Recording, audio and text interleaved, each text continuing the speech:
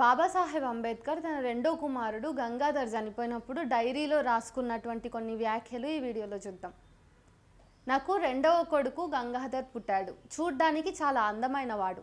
అతను అకస్మాత్తుగా జబ్బుపడ్డాడు. వైద్యం కోసం అవసరమైన డబ్బులు లేవు. అతని అనారోగ్యంతో ఒక్కసారిగా నా మనస్సు ప్రభుత్వ ఉద్యోగం చేయాలని ఊగిసలాటలో పడింది. తిరిగి నాకు ఇలా ఆలోచన వచ్చింది, ఒకవేళ నేను ఉద్యోగం చేసేటట్లయితే 7 కోట్ల అంటరాని వాళ్ళ గతి ఏమవుతుంది?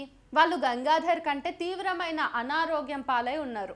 సరైన వైద్యం చేయించలేనటువంటి కారణంగా ఆ పసిపిల్లవాడు 2.5 సంవత్సరాల అల్ప వయస్సులోనే చనిపోయాడు.